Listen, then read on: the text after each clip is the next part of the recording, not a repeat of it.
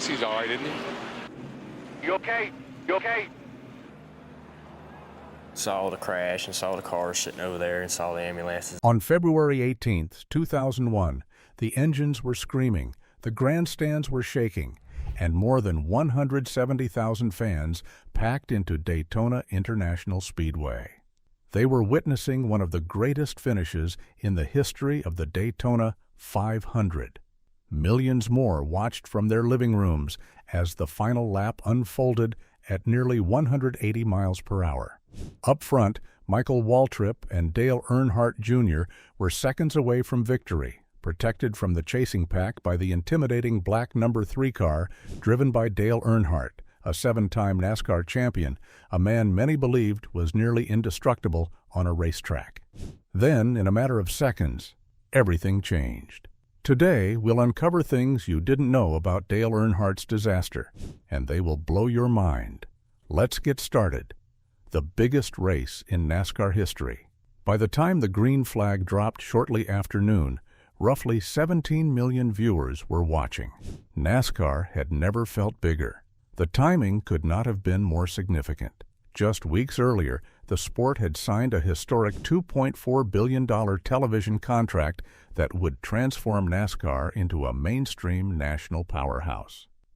The deal involved broadcasting giants Fox Sports, NBC, and Turner Broadcasting System, bringing stock car racing to millions of new viewers. It was the first time NASCAR had secured such a massive unified TV agreement. The 2001 Daytona 500 was essentially the launch event for this new era of racing. The speedway itself seemed built for spectacle. Daytona International Speedway is a 2.5-mile tri-oval track with steep 31-degree banking in its turns, allowing drivers to maintain incredible speeds while navigating the corners. On race day, cars regularly reached 190 miles per hour on the straightaways. Restrictor plates, which are devices installed to limit engine power, forced the field to run in tightly packed groups, sometimes with 30 or 40 cars racing just inches apart. At Daytona, a single mistake could trigger chaos. But on that February afternoon, the center of attention wasn't just the race.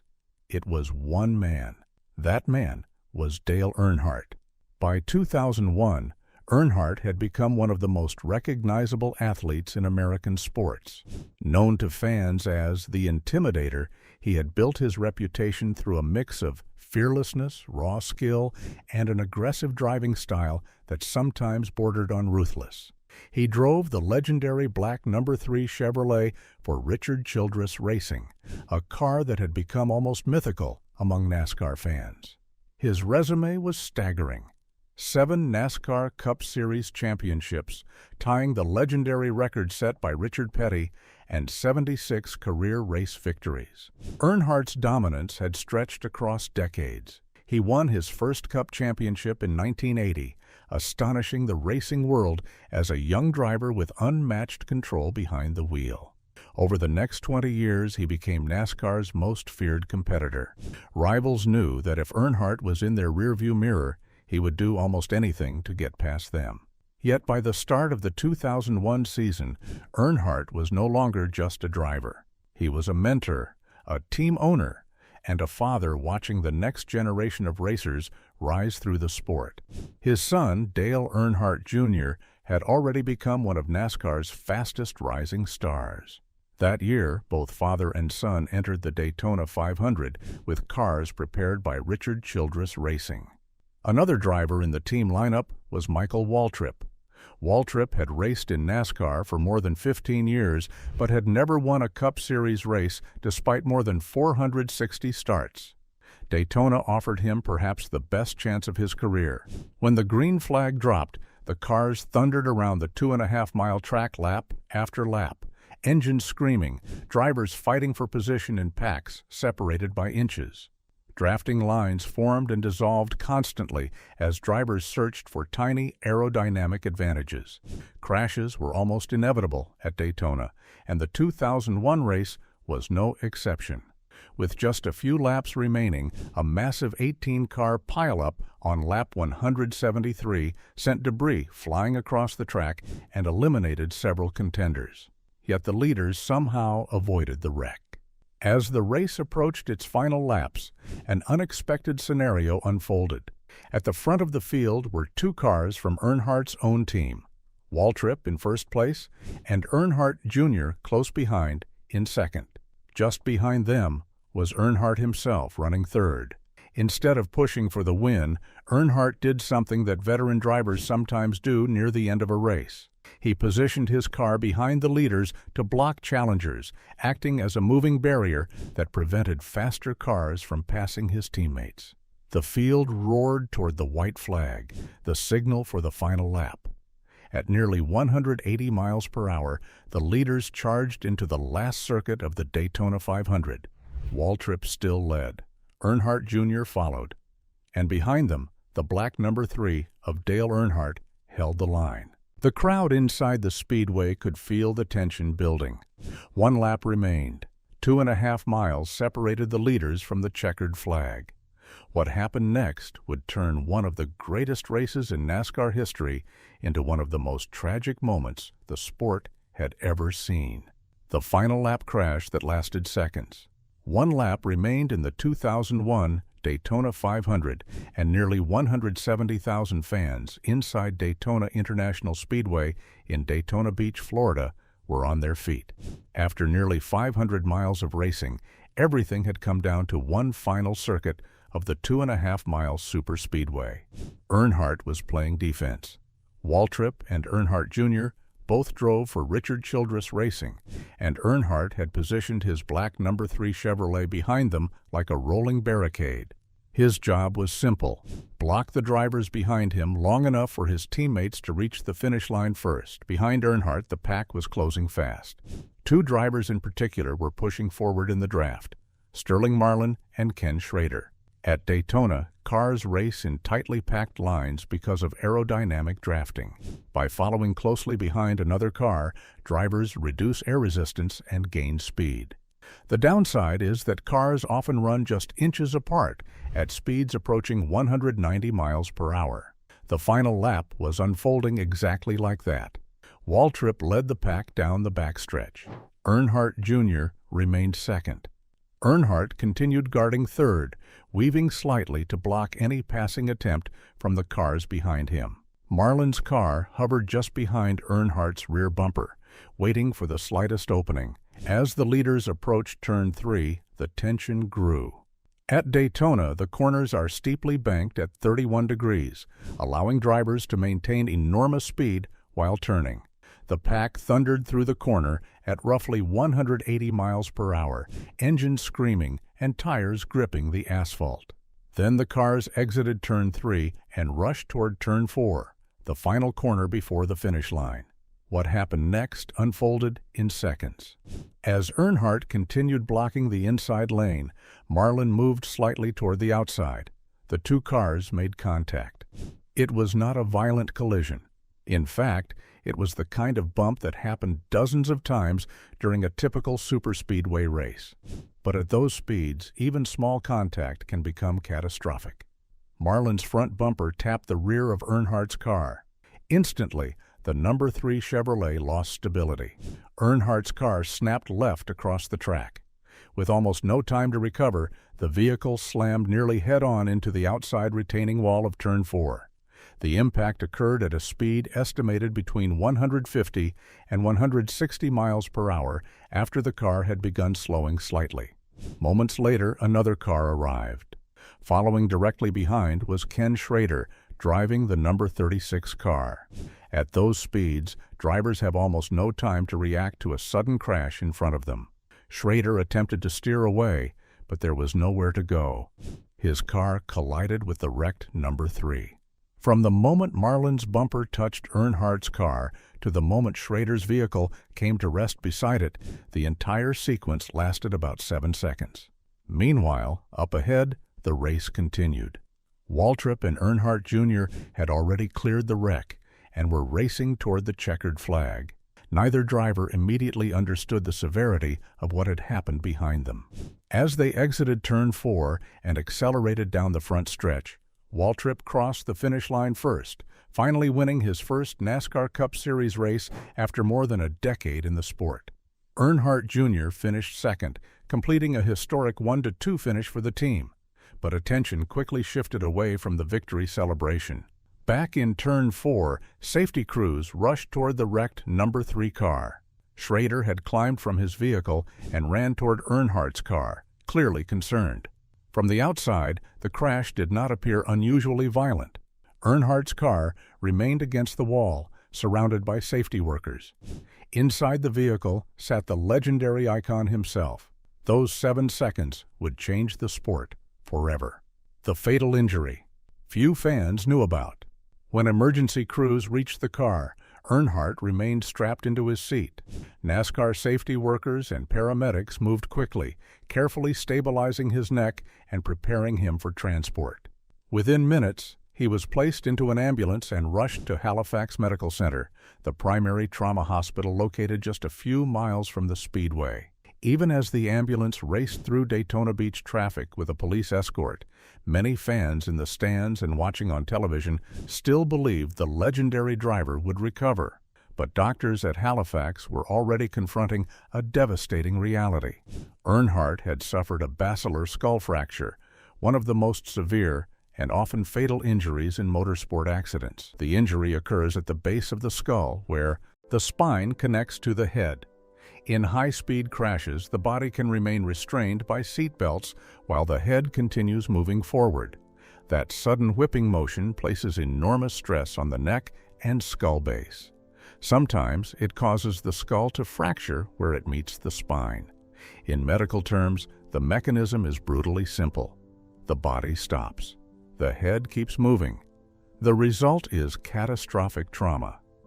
Investigators later estimated that the forces involved in Earnhardt's crash may have reached around 60 Gs, meaning the driver's body experienced forces 60 times the pull of gravity during the impact.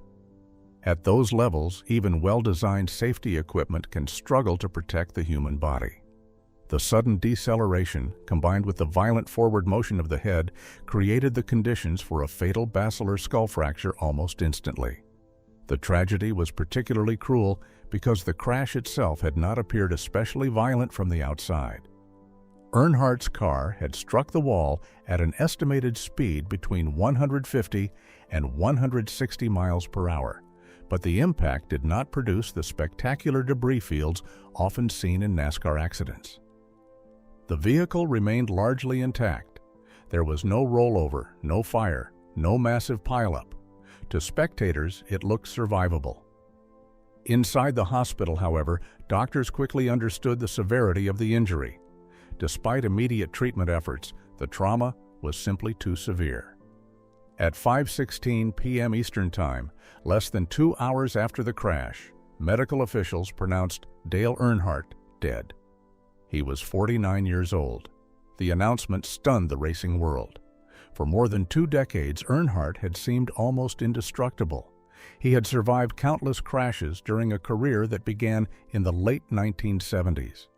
His aggressive style earned him the nickname the Intimidator, and rivals often joked that if there was a wreck on the track, Earnhardt would somehow drive through it untouched.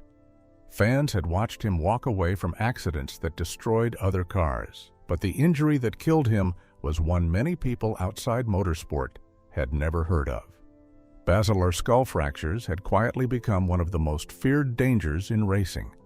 Several other drivers had already died from the same type of injury in the months leading up to the 2001 season, including Adam Petty in May 2000, Kenny Irwin Jr. in July 2000, and Tony Roper in October 2000. In each case, the cause was similar. At the time, many NASCAR drivers relied primarily on seat belts and padded seats for protection.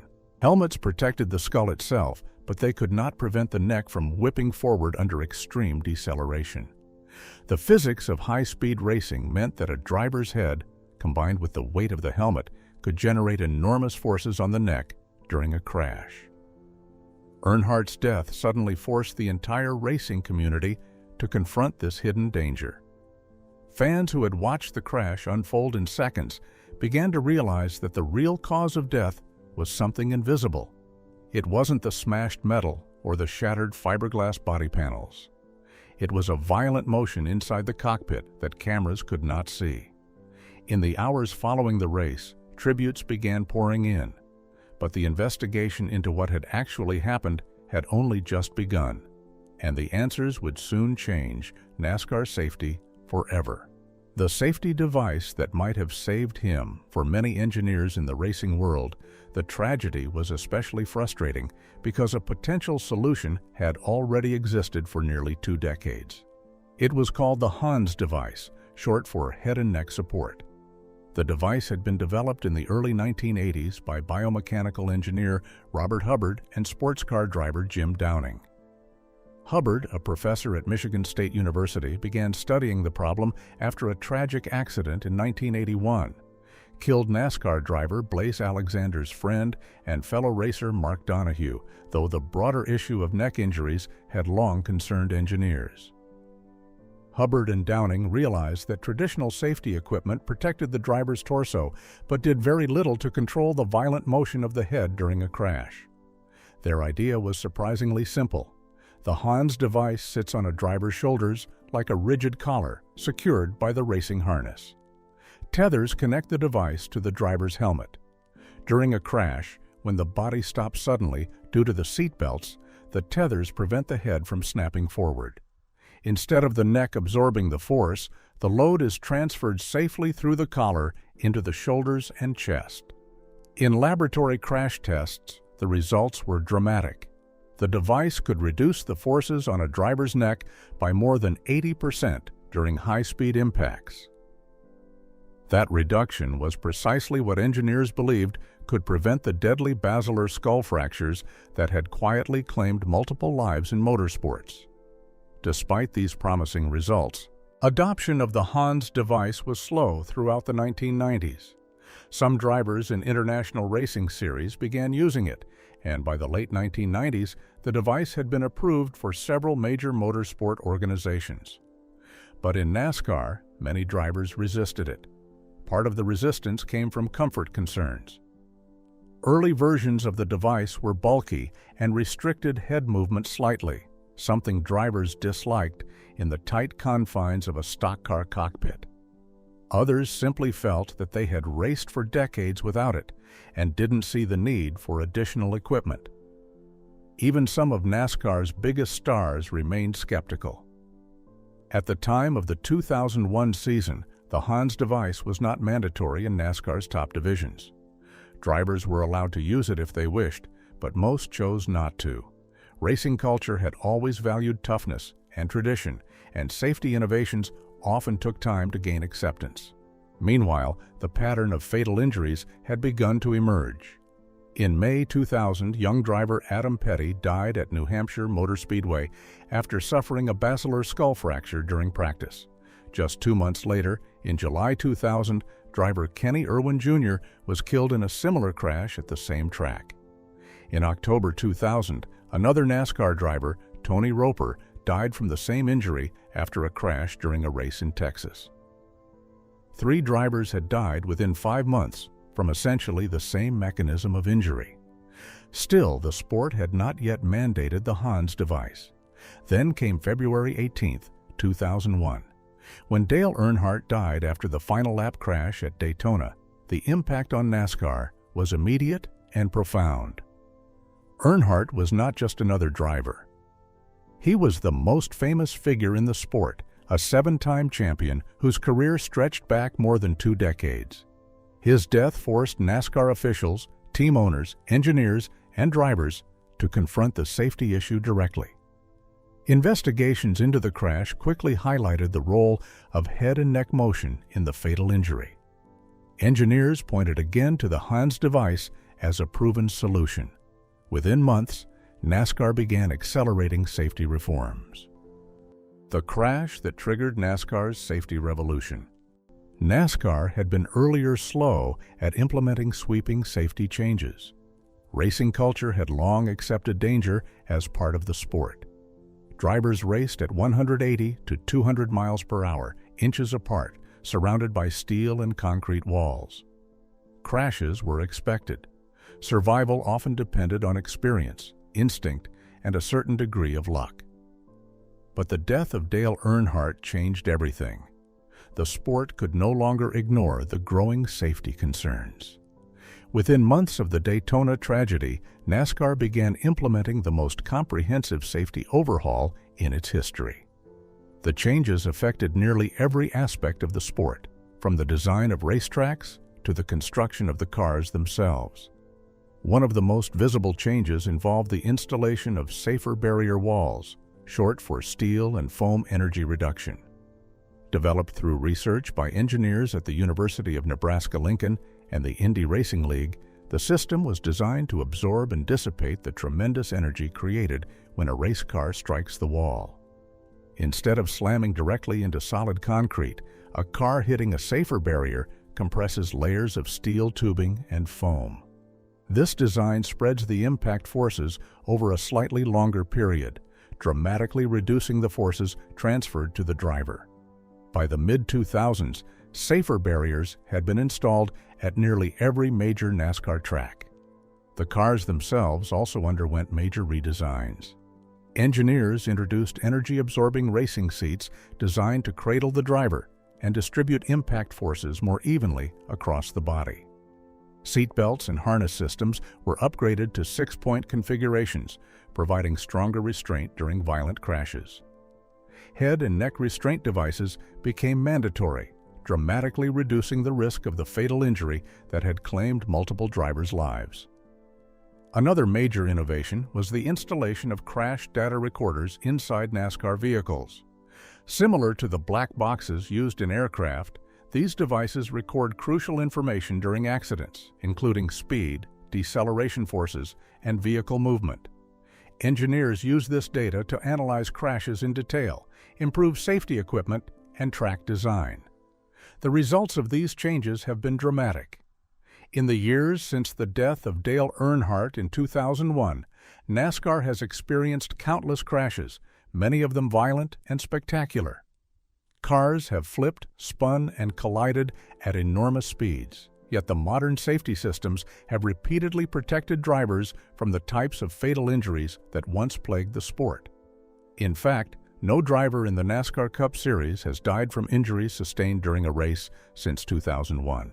For many in the racing world, that statistic represents the true legacy of the tragedy at the 2001 Daytona 500. The crash that lasted only seconds forced NASCAR to confront the dangers that had existed for decades and to reinvent the sport's approach to safety. The death of one of the greatest drivers in history ultimately helped save the lives of many who followed him onto the track. Well, that's it for now. Thanks for watching. Did you like this video? If you did, please consider liking, dropping a comment, and hitting the subscribe button so that you don't miss out on our new uploads. Also, don't miss this video you see on your screen right now. It's truly unbelievable.